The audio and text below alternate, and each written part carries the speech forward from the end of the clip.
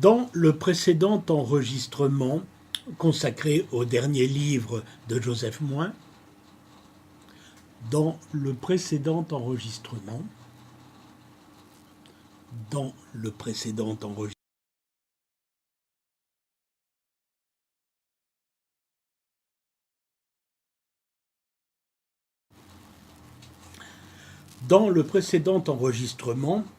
consacré au dernier livre de Joseph Moyn, je pose 5 questions.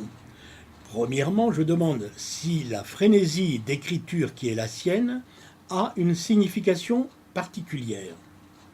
Deuxièmement, s'il dit quelque chose de nouveau à chaque ouvrage, et je pense qu'au moins pour le dernier, c'est le cas. Troisièmement, je suggère qu'un scandale sous-jacent est lié à cette nouveauté qui apparaît dans ce dernier livre, scandale très inattendu de la part d'un historien théologien dûment institutionnalisé.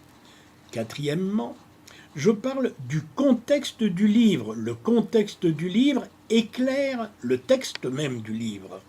Cinquièmement, enfin, je m'interroge sur la distinction que l'auteur peut faire entre ce qu'il appelle la croyance et, d'autre part, la foi critique. Eh bien, dès les premières pages de son avant-propos, Joseph Moyn aborde ces questions. D'abord, pourquoi écrit-il ? Il le dit dès la première page, c'est-à-dire la page 9 d'après la numérotation du livre. C'est parce qu'il est catastrophé d'entendre la façon dont le christianisme est traité dans les médias. Ce traitement, globalement, est stupide, autant de la part de ceux qui informent que de celle de ceux qui se croient informés et qui réagissent comme des imbéciles. Le père Moyn, bien que très poli, n'en parle pas moins de la bêtise humaine qui est à l'œuvre.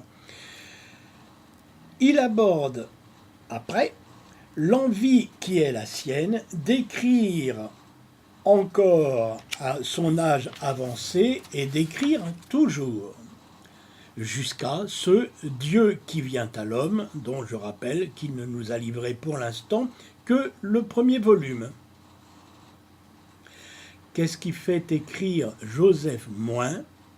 Eh bien, vous le saurez en écoutant le prochain enregistrement ou peut-être l'un des suivants.